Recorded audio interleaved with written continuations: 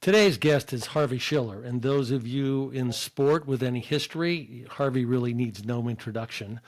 But I'm going to give you a couple of tidbits, and then we'll welcome Harvey to the show. So over the course of his career, he's been the executive director, now that would be the CEO of the U.S. Olympic Committee, the CEO of Yankee Nets and the Yes Network, president of Turner Sports, and the head of the International Baseball Association. He's been named several times as one of the most powerful 100 people in sports, and he's currently serving as chairman of his Schiller Management Group, the CEO of Goal Acquisitions, and the chairman of the National Medal of Honor Center for Leadership. And there's a whole lot more, but I'm going to let y'all hear it from Harvey. Harvey, can't thank you enough. Welcome to the Best Boss Ever podcast. Well, thank you for having me. I'm happy to be here.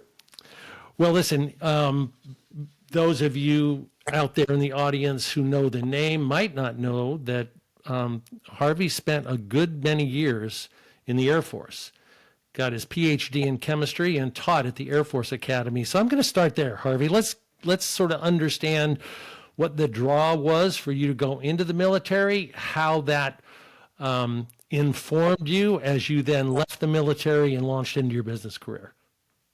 Well, it was almost serendipity in a way, but when I was still at the Citadel as a student, I took at the urging of a friend, I took what then was called the Stay-9 test, which made you eligible for flight training. And for whatever reason, I did okay on it, but didn't think anything of it. Just time passed, graduated, went to graduate school in Michigan to start working on my doctorate. And after being 2 years, I received a master's degree, and then I got a notice from the Air Force. And it said, report to Moody Air Force Base in Georgia in October for pilot training. It was almost a complete surprise because I had no background in flying. In fact, when I took the test, a lot of the questions related to reciprocating engines, I still didn't even have my driver's license. I was 17 years old, so I didn't know much about car engines. Anyway, I reported to pilot training, and it was a natural fit for me. I did really well, graduated #1 in my class a year later, and went to flying assignments. Eventually, I made my way to Vietnam, flying in an air commando squadron and doing missions every day. And then I got an assignment to the Air Force Academy. When I returned there, the Academy said, well, you almost finished your PhD. We'll send you back to finish the PhD in Michigan. So I went back, did my research, hanging on by my fingertips because I really hadn't been associated with science for a long time. And eventually I became the permanent professor at the Air Force Academy in chemistry, which is the same as senior professor at other places, but you're appointed by the president for what they call a permanent professor. Wow. That started the beginning of my Air Force career as a pilot and as a research scientist and as a professor. And I became the representative of the Air Force Academy to the NCA. Ah. And the Olympic Committee moved to Colorado Springs, so I was on the executive committee of the NCA and the executive committee of the Olympic Committee as a volunteer, and then did some counseling and work at the games in Los Angeles, and eventually was selected as the SEC Southeastern Conference Commissioner for a variety of reasons. So. Right. Well, I didn't call that one out. I mean, the SEC commissioner job has evolved dramatically over the last 40-something years since you were there. And obviously now in literally every sport that competes for an NCAA championship, SEC schools are in the hunt. And many times they prevail. When I was there, they didn't even have women's sports. Amazing. Amazing. Well, actually, when you were there, a lot of conferences didn't have women's sports. I mean, I can remember. Michigan did, when I was in graduate school, Michigan didn't have women's sports. You know, there were some female athletes that competed, and they made their way through the system somehow at Michigan, but they weren't varsity athletes. Well, no, right. The same was for me at UCLA. I was a scholarship athlete there at UCLA, swam and played water polo. And while there were club sports for women, and women did pretty well in their club sports, there was nothing official. Well, Mickey King was a diver. She was a student in Michigan, won an Olympic medal, and they had no female diving. They didn't even have a female pool. Right. Well, I mean, that list goes on and on. That's amazing. And then, do you recall, I know I should, what year Title IX came in? It was about that time. I would say it was probably around 91, 92. Right. Somewhere. And obviously, Title IX has been in the news a lot over the last several years, but that's not the point of this discussion. So you're in Colorado Springs at the Air Force Academy, which is also where the U.S. Olympic Committee is headquartered, right? I had moved from New York City some years before and took over an old military base and Air Force base, and that was the training center. Got it. So how in addition to your volunteerism, what sort of sparked post the SEC conference post the either the interest or their outreach to you to consider becoming the executive director of the USOC? Well, let's go back a second and start with the SEC because that's Yeah, really. So what happened was you asked, sometimes you have different mentors for different reasons. And I had one who was the president of the NCAA. His name was Will Bailey. He was the president of the veterinary school at Auburn, but he was the president of NCAA. And he was a close friend. We had spent a lot of time together. And he called me up one day when I was still at the academy and said, I'd like you to interview for the Southeastern Conference Commissioner's job. And I said, Will, I have no interest in leaving the Air Force and the academy. I love it here. And he said, well, just come and you can talk about academics. So I got to Birmingham, Alabama, and I met with then there were 10 schools in the NCAA, Alabama, Auburn, and so forth. And they started interviewing me, and it wasn't going very well because they knew I didn't want to be there, and they didn't want me there. Roy Kramer was their pick. He was going to follow me in. He was then the AD at Vanderbilt. And the president of the conference, who was then the president of Mississippi, asked me a question. He said, how do you think you do as a military in this conference? I don't think you'd be that well respected. So I stood up and I said, I don't think it's a bad idea for your conference, which has cheated its whole existence, to pick somebody from an institution where you don't lie, cheat, or steal. And I walked out. And they offered me the job. Yes. Fast forward. Well, when I walked out, I called my wife and said, we're not moving to Alabama. We're staying in Colorado. But they said they wanted to meet with my family. And then the presidents of Vanderbilt and President of Mississippi came to meet with my family. And on the way to the restaurant to meet with them, I told my son, who now is the president of the Braves, right. Derek, he was 14 at the time, they're going to ask you the schools in the Southeastern Conference. Let's go through them at least once. So Gerald Turner, who then was the chancellor of Mississippi, said to Derek, you know the schools in the Southeastern Conference? And Derek said, my dad told me on the way over here, but I don't remember.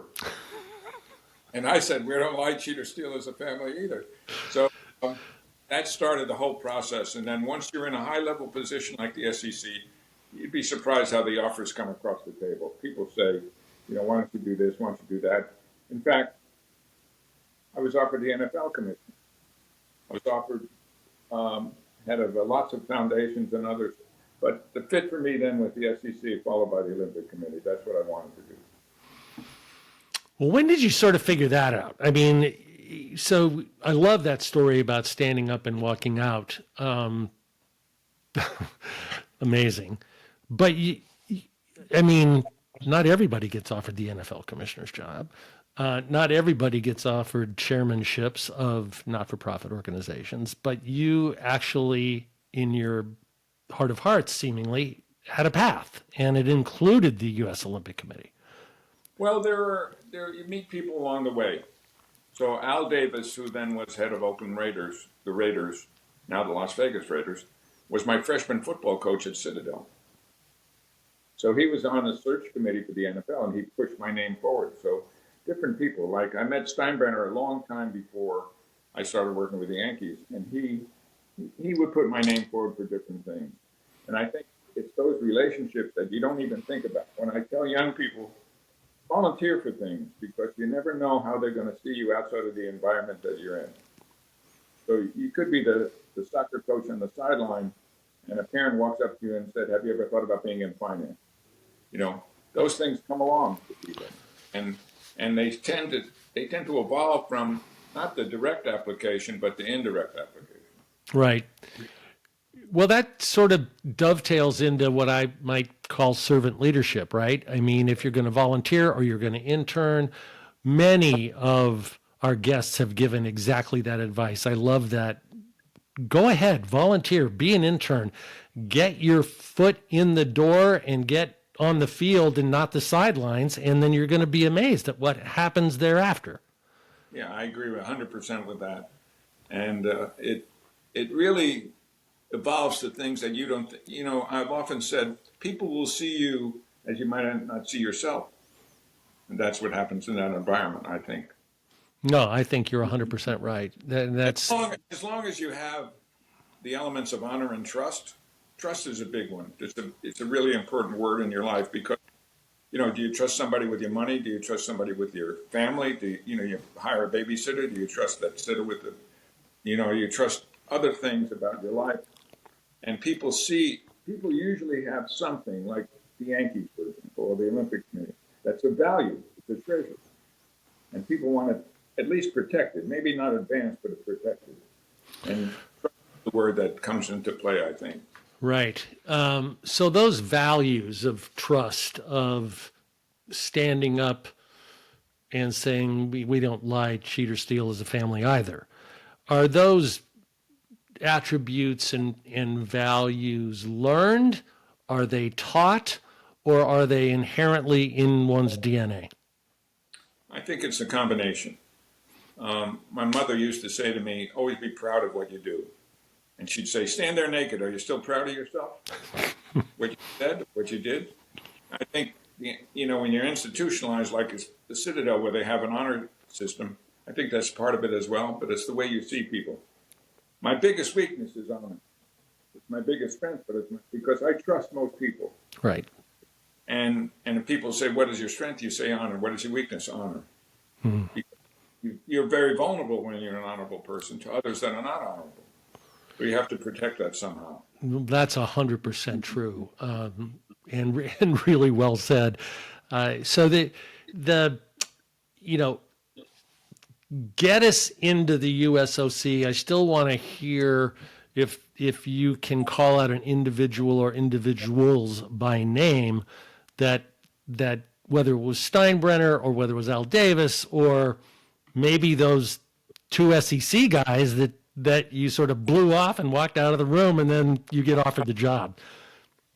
I think, well, it probably started with my chemistry professor at Citadel, probably. He's the one who promoted me to get a fellowship at Michigan, which started the science studies. Without him, I don't think I would have thought about going to graduate school right away after graduation from college. So I think that he's passed now, but Colonel Steele was my organic chemistry professor, and I spent a lot of time with him.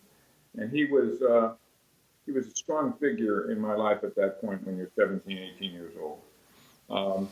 Not a follow-on. I didn't have him later. I would even say, I'm not sure that for the early years in my 20s, maybe early 30s, that I had a mentor. I don't think I did. I think it was self-motivated. I was a street kid growing up in New York, and you protect yourself from that environment, and I think I carried with me. So I don't think I had what you would call the mentor in my life. In fact, I don't think I had one even later in life. But it was something where you knew who you were, and all of a sudden people started to see things in you. Here's a story which takes a minute or two, but when I went to Air Force summer camp in Ohio, I don't know why, but randomly they picked me to be the cadet wing commander. It was a 3-week series. And I didn't think much about it, but, I didn't have any other leadership positions in my life before that. So after the 3rd week, when I was no longer the cadet commander, they had a beer call in the dining hall. And all of these students from around the country that were really frat people overdrank. And they went a little wild, started to throw pots and pans in the dining hall. And when somebody called the base commander showed up. They didn't stop when the base commander, the colonel came in the room, not ready to stop. And the base commander walked over to me and said, Schiller, stop him. And I got up on a table and I said, time to go home, folks. And everybody stopped. And at 20 years of age, that's the first time anyone ever really listened to me. Sounds like a poignant moment and a good time to listen to you. Yeah, but it was almost shocking that people were paying attention to me. But I was no different than anyone else in the room. We were all in. I was probably younger than most of them because I was 20 and they were 21, 22, 23. Because I had started college when I just turned 17, and and that carried with me for a long time, even to this day. Right. Well, that comes from your mother. That comes from the upbringing. That comes from, you know, that base character that you just described. I'll use that word, and your peers respected you. So when the commandant comes in the room, they go, "Oh, this is just the colonel." But when Schiller gets up on the table, he's one of us, and we respect him, so we're going to pay attention. Well said. Well said. You're right. Yeah. So let's get to, I want to, I'm an Olympic guy, although I never made an Olympic team. I've got some, three fairly interesting stories about that. But I want to hear, so in your path, you knew you wanted to be somehow involved in the Olympic movement, whether it was at the USOC or in other places. And obviously later on, you ended up being the head of the International Baseball Federation. So, Well, early on, I was watching the Olympics on TV when it was in Australia, and so that's 50, 60 years ago. And we're talking Melbourne in 56. yeah, Yeah. 56. So my mother said, "You're watching the Olympics?" I said, "Yeah, someday I'm going to march in front of that team." And in Barcelona, that happened. Like many kids, I made a list of things that I wanted to do in my life. I wanted to fly airplanes. I wanted to be in combat. I wanted to sail the ocean, but I don't want to do that anymore. Yeah. Somebody said being in a boat is like being in jail with a chance to drown. So I want to avoid that. But I did have a list of things I wanted to try, and most of those came to fruition. They true. The Olympics were something that most Americans feel are important to them. They're not sure why, but as a nation, our people of our country believe more in the Olympics than most other countries do. Because if you live in Europe, Olympics are in front of you every day. If you're a skier, you may go 30 minutes to go compete. Here in the United States, you have to go hours to find a place to compete. So I think that the next door neighbor could be an Olympian in France or Spain or Germany, whereas here that person is somewhat distant from you. Right. Even in sport triathlon, it's somebody that you probably don't know until they're written about. So it's something that I think people try to touch and feel and be part of it.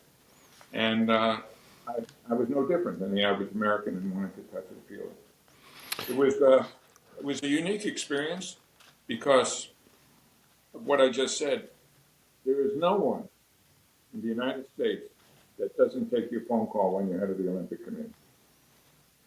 I'm talking about the President of the United States, no matter who it is. Including the President of the United States. If you call, they'll call you back. Right.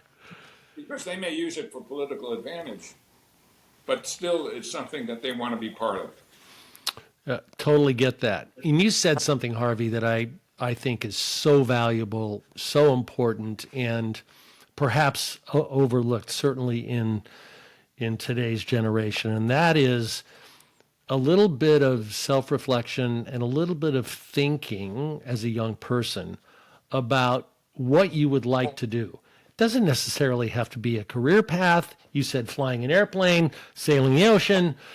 The point being that writing that list in your own hand has, I don't know, sort of sixth sense, I'll call it, intuitive impact on you, because when you write that down, you thought about it and you actually took the time to write it down, and that's your list. And I think that is really an important exercise and a valuable one for folks just starting out. Well, I think it's why people become firemen and police people and so forth, men and women. I think that they make a career choice because something they want to test their courage under fire, and that's not something that people normally do.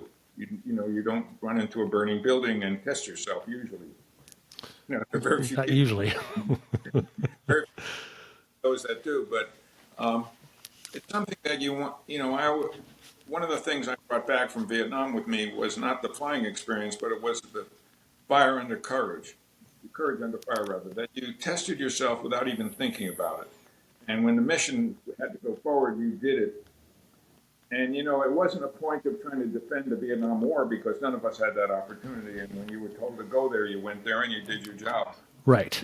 When the people were flying the B-2 and they just had a mission to Iran, they were told to do it. They didn't test themselves and say, well, I'm not sure I want to bomb Iran. You're at the forefront of America, and America has told you to do something, and you do it. That's right. And, there are a couple of, and I mean, when a guy like Spielberg and a guy like Tom Hanks collaborate on those shows that they did, Masters of the Air, most recently, Band of Brothers back in the early 2000s, Courage Under Fire is the essence of those stories. And they did such a brilliant job of bringing those stories episodically to the TV screen. And anybody that hasn't seen them, both of those, I think they're 10 episode miniseries, are extraordinary because they speak to exactly what you just described. I met some of the people that were the Band of Brothers.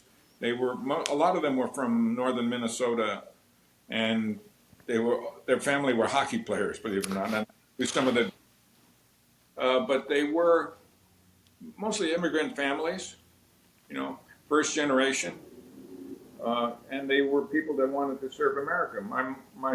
My parents always repeated to me, make sure you do service in your life. Right. Make sure you do service. And I'm old enough to remember the day when President Roosevelt died in Warm Springs, Georgia, because I was sitting in our little apartment in New York, and my mother heard it over the radio and started crying. And that's a pretty strong statement when your parent cries because of the death of the President of the United States. Right. And I've always held the position of president could be a value in America, regardless of who's sitting there now. You may not agree with the policies, you may not agree with some of the actions that go forward, but you respect the position. Right. You respect the office. Yeah. Yeah. And you hope that the person in the office respects it as well. All true. So you got a chance to lead the delegation in Barcelona in 1992. But a year or two before that, Atlanta was selected as the host city for 1996. Share a little bit about your role and how you may have helped steer or guide that. Well, believe it or not, I was the first person that Billy Payne and his group reached out to about bidding for the games. We met in Atlanta and spoke about it, and as I said to them, and I said to the people of Salt Lake City, even if you lose, you're a winner. You've gained something for your community because things are going to improve. Salt Lake City went through that. Right. When Salt Lake City lost to Nagano, Salt Lake, the governor then did not want to continue. They had a small sales tax. There were a lot of things he didn't want to continue with. And he and I met privately, and I said just what I'm saying now. I said, the state of Utah will succeed even if you lose again. Right. Facilities for the people, just like New York has and other people have. So I think that when I first met with Payne and his 6 or 7 people, I spoke to Charlie Battle, in fact, today, who was one of the principals of Right. We talked about a number of things, and I didn't do much for them. I did meet some of the IOC members that I knew pretty well, but it really was their thing going forward. They were very methodical about it. They did a good job with it. They probably crossed the line a couple of times that they shouldn't, but they did a good job. And Atlanta was a good game. Charlie told me today that they don't know what to do with the cauldron that they still have in Atlanta. They want to put it in the Olympic Park, and it sits not in the Olympic Park, but near where the old stadium was, where Turner Field was not any longer, but where the Olympic Stadium was. And by the way, piece of trivia, at the beginning of the Olympic Games, I was under the Olympic Stadium, pushing the Vander Holyfield through a hole in the middle of the stadium to bring the torch into the stadium. How about that? How about that? Yeah, no, that's super cool. Listen, those games, were, since 84, right? So you were, around in 84. I was also there in 1984. Those were the first Olympic Games I got to witness personally and go to events. But I had another mission, and my mission was the sport of triathlon. You and I talked about that a little bit. And you were in the background and very instrumental in that, because the vision was always to have triathlon become an Olympic sport. I came out of swimming. I came out of the FINA. I tried unsuccessfully to make an Olympic team in 72, swam the Olympic trials, then, joined the U.S. national team in water polo. We didn't go to Montreal because Canadians got the hall pass as the host country, and the U.S. lost to Mexico in the water polo final of the Pan Am Games in 1975. So Mexico went and we didn't. All of that said, I had a really good understanding of national governing bodies. I actually sat in the Senate chamber when Senator Ted Stevens was drafting the Amateur Sports Act of 1978. I was one of 4 athletes at the time who were called in to testify, myself, Donna Deverona, Kenny Moore, who was a runner, but also at the time a journalist for Sports Illustrated, and Sheila Young, who was a speed skater. And the 4 of us sat there in front of Stevens' committee and answered a whole bunch of questions. And that's when I first got to know Bob Helmick really well. And he was in our background helping me and guiding me in terms of drafting, documentation, and all that. Long story short, we formed what is now USA Triathlon, the NGB, and we further formed what is now World Triathlon, started life as the International Triathlon Union. And you were a part of that as the president of the USOC back then, working with one of my very close colleagues, Mark Sisson, in bringing all of that to fruition. Well, Bob Hamlock was a tragic story. Yes.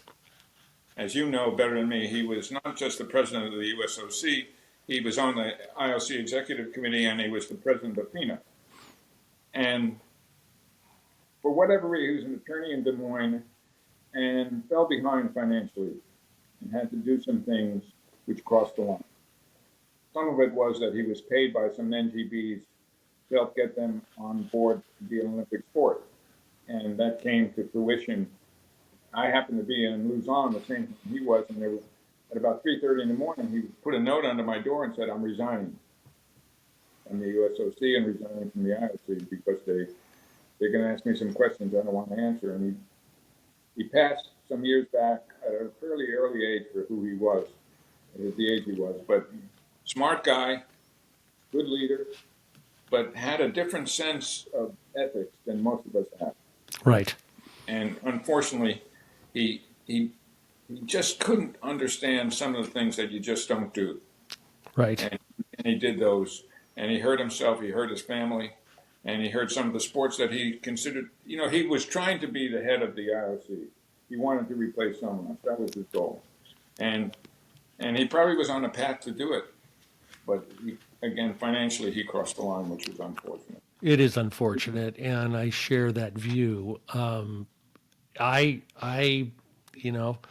relationship with him was outstanding. Fortunately, I didn't experience any of what you just described and what we know to be true. And at the end of the day, in 1993, the ITU, International Triathlon Union at the time, was awarded recognition by the IOC. Actually, that occurred in 92, just prior to the Barcelona Games. I want to say it was April or May of 92 at the IOC session in Barcelona. And then a year later, triathlon was put on the Olympic program and debuted in Sydney in 2000. I told Bob, when you do the things you did, you get on your hands and knees and beg for forgiveness. Right. That's what, because if you're going to appear before Congress, they know what cheating and what it's all about. They've done it themselves. So Exactly. They pay it back somehow, or they do something that the press can get their arms around. And he said, "Well, I just can't do that to me." He said, "I can't do that." And I said, "Well, if you can't do it, you're going to be gone." And he was. Yep. Sad story, actually, in the end. Well, listen, let's move on. Can I assume that the relationships you built, starting with Billy Payne, and as the Atlanta Games come, that sort of set the stage for the Ted Turner Sports episode? A little bit. You know, Ted always wanted to do more things with the Russians. You know, he set up his first studio in Right. CNN, and he did a bunch of things that tried to help the relationship.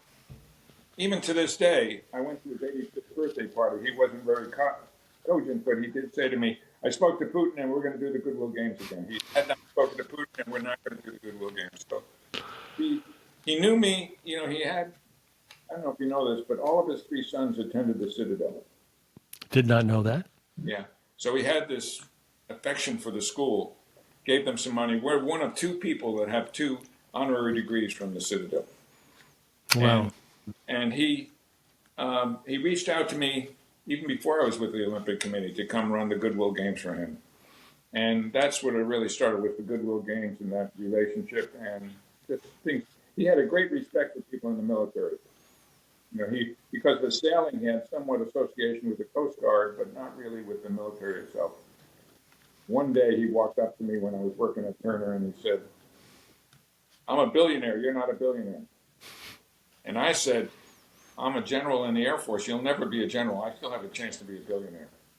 And those direct comments to him would piss him off, but he loved me for it because, you know, he just, that challenge, people didn't challenge him, the nature of who he was.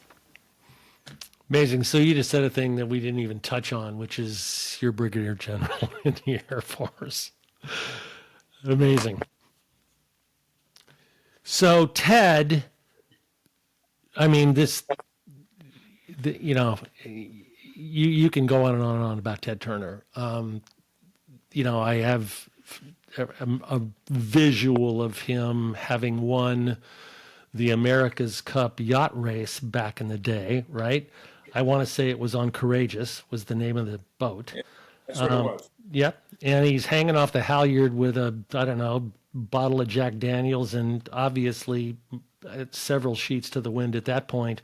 But there he is in one of the, 100 most iconic moments in that particular year in Sports Illustrated. They used to publish this annual book, right? The 100, most memorable moments of the year in review of sport. And the very last page was Turner on Courageous. So Turner Sports, had it started then, or were you the sort of the first pebble in the pond? They had sports on the different channels that they have, TBS, TNT, and others, but they didn't have a president of Turner Sports. So I became the first president, and we did some deals. But we were, we probably were the only network, even compared to ESPN at the time, that had such a variety of sports. We did golf, we did NFL on a Sunday night, we did almost all the basketball until it was broken up with ESPN. And right. We had the Goodwill Games, so we had things like figure skating and other Olympic sports. So we were a very diverse group, very talented. They're even doing more now. Now they have the NHL and other things which you wouldn't have guessed years past. And they're doing all of baseball, not just the Braves. So they've advanced. They've had some good leadership, and there's a lot of things going on, which I think affect streaming and cable television. One of the things you mentioned, Tom Hanks and others, Spielberg, they have the ability to create things. I'm not sure that Harvey has that. Ted had it. Creativity is a unique. I know how to drive revenue, but I'm not sure that I'm that creative. I'm more challenging to say that what's fair for the people to participate, but I'm not sure that I have the creativity of a Tom Hanks. I don't. I wish I did, but I don't. Well, creativity, listen, it's a recipe, right? I mean, you can be incredibly creative, but without some business acumen, without some discipline, without understanding how to, take whatever creative force you have or bring to the party and actually build it, expand it, distribute it, call it whatever you want. In the media parlance, it's distribution, right? You can create a show or create a concept, but until or unless you bring it to life and then figure out how to get it distributed so that people can consume that content, it's just another great idea that doesn't see the light of day. Well, a good example is when I was commissioner of the SEC, schools like Arkansas wanted to join the conference, so we talked about expanding. So during my tenure, we were able to bring in Arkansas and South Carolina, which was the demise of existing conferences. You know, the old Southwest Conference Right. only had one non-Texas school, and Frank Broyles, the athletic director, wanted to get out of there, and we gave him a vehicle to get out. But once you passed 10 schools, the NCAA said you could have a championship. And I remember that in the rule book, and I called up my people in the conference. I said, well, we're going to have a championship game. And Walter Byers, the head of the NCAA, called me up and said, well, that was not aimed at you. That was aimed at the schools in the East Coast that have 20 water polo schools or soccer schools. So it was up to people to create the championship, but now every conference has a champion. Literally. And conference champions, and maybe still going forward, have super majority powers when it comes to seedings and placement now in the expanded BCS format. Well, I would say that in terms of serving the fans, conference championships are great because you have more access to tickets. So when Georgia plays Alabama in Atlanta in the conference championship, the people from those states have access which they don't have to the national championship. Right. So they see their favorite schools compete in a Super Bowl environment, but they're not at a Super Bowl. Right. Got it. So let's just talk about Ted Turner and then George Steinbrenner. So two icons in the world of sport. Ted in the media side, but the Steinbrenner family, is the owner of the Yankees, has this vision and taps Harvey to come in for Yankees Net, which turned in, I think, to the Yes Network. It did. We created the Yes Network. In fact, created a multi-billion-dollar asset that wasn't associated with the team, but was part of media, which even George didn't think would ever happen. He never thought it would evolve to where it was. And it was clear that when you're sitting in the New York environment where you have 8.5 million television homes through cablevision at the time, you have a funding source which is rather unique. You know, there are people who haven't built on that value because 35% of all the television sets in America are in the Big Ten area. You would think they would have created something. They have the Big Ten network, but they've never created something like the S Network in New York. There are only a few 100,000 people of those 8.5 million that actually watch the Yankees on a given night. Right. They all pay Exactly. $2.5 fee for Yes Network. So you multiply that out, that's almost $20 million a month for just cable fees before advertising. That's $250 million a year in cable fees. That's a lot of money to run a team. That's a lot of money to run the team. And we're not going to go deep into the world of media, but for Carl, my question is, Cablevision was the distributor of the Yes Network, so you obviously had a relationship with the Dolan family. Yeah, they don't like me very much. Well, there's a lot of people they don't like, Ashley.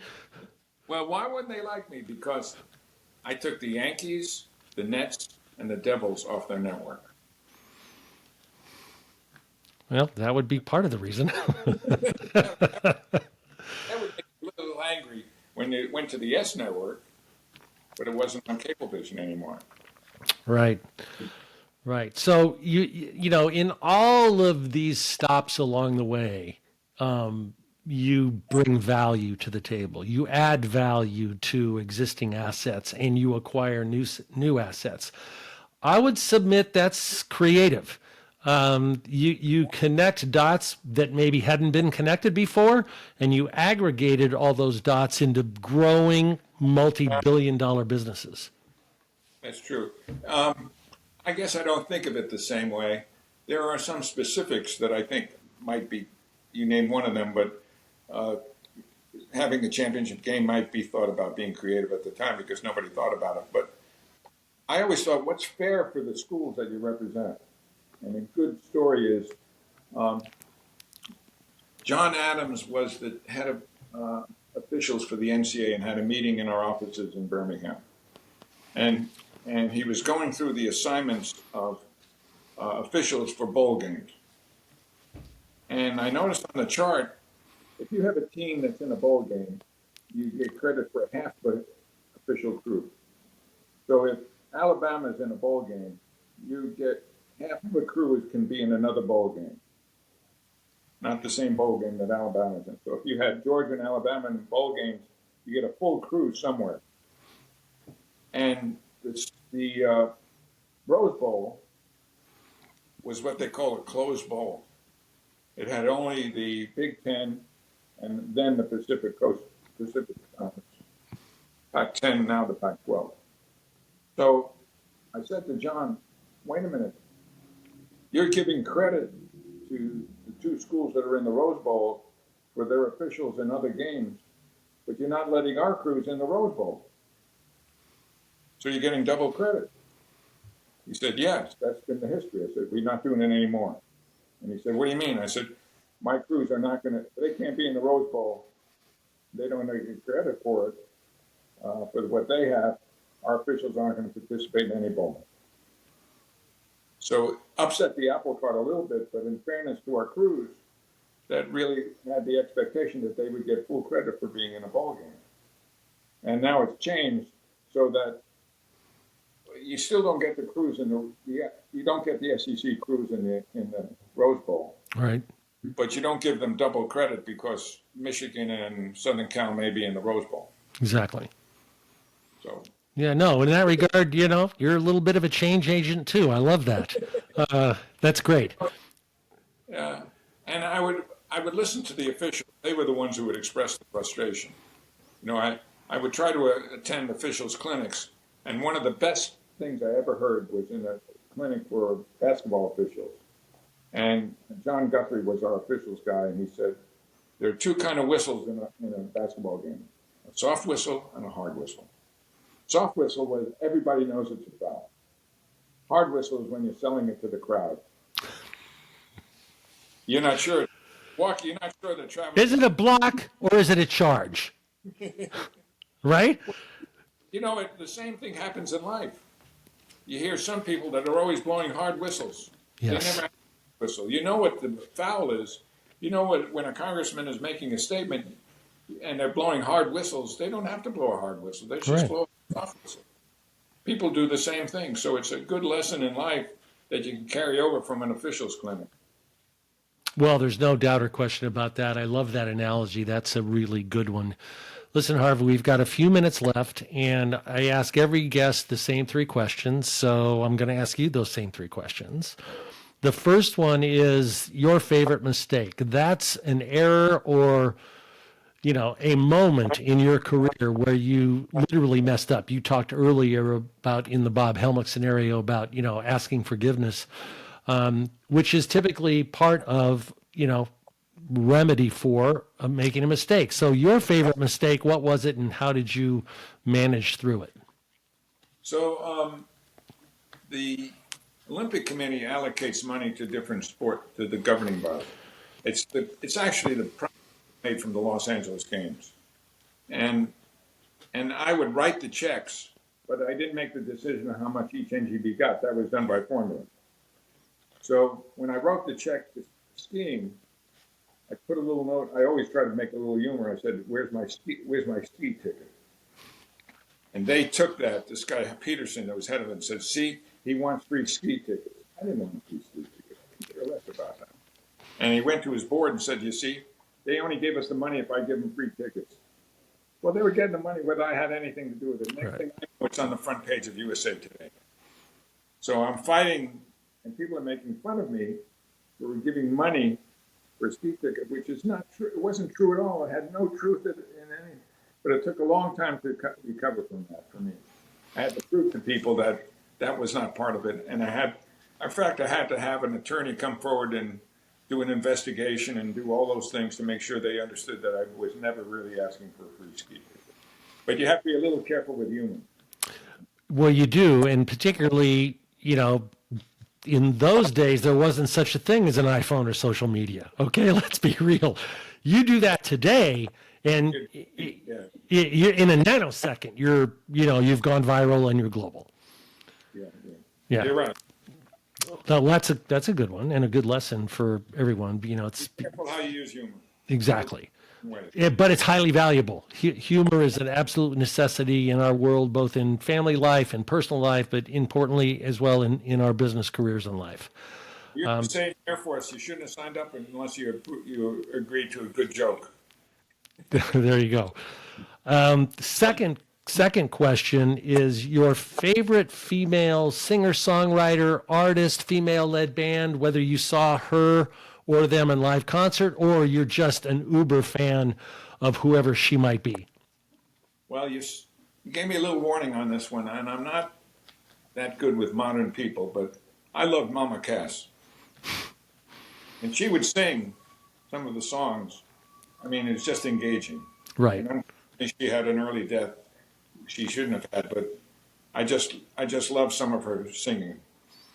Yeah, and I mean, for the younger crowd, Mama Cass, part of the Mamas and the Papas, a 60s and early 70s band that was iconic. L.A. sort of born and bred, but just a really extraordinary singer. I actually thought, Harvey, you might call out Celine Dion for her national anthem performance at the opening of the 96 games. Yeah, I think, I'm not sure she had the same natural voice that Cass had. I mean, I think a little bit it was promoted in some ways, but, what do you call it when someone just sings on their own a cappella? That's all she did. Yeah, she was extraordinary for sure. You didn't need a mix. Yep, nope, she's a good one. She's a good one. Last one, and you sort of mentioned it in your humor mistake. Words matter, especially in leadership. It's what you say, it's what you don't say, it's how you say it. Love to hear your favorite word and why. Well, I said it earlier, it's honor. It's either have it or you don't have it. Right. Some people, I've never told anyone this story. But when I was a kid, probably 7 or 8 years old, we didn't have much in our family. I went in, there were stores like Christie and Woolworths in this neighborhood at that point. I went and I stole toy soldiers. And I was home with the little toys and I was playing with them. My mother said, "Where did you get those?" I said, "I got them at Woolworths." "But you didn't have the money to buy them." She said, "You have to return them." Now, if you think stealing is hard, returning is hard. I went back to the store and took out the soldiers one at a time, put them back in the case. Nobody watched me, I don't think. Probably didn't know what I was doing, but I learned a lesson that you don't steal. Right. Don't lie, cheat, or steal. Right. I had one of those moments at about the same age, and it's so stark, and it never leaves you, and it's a thing that you remember. And whether one calls it honor or a lesson learned, I love the word honor, and you have been honorable with your time with us, Harvey. I can't thank you enough. We could go on for hours, because you got more stories than one can shake a stick at. But thank you so much for being a guest today on the Best Boss Ever podcast. Thank you for having me. It was great.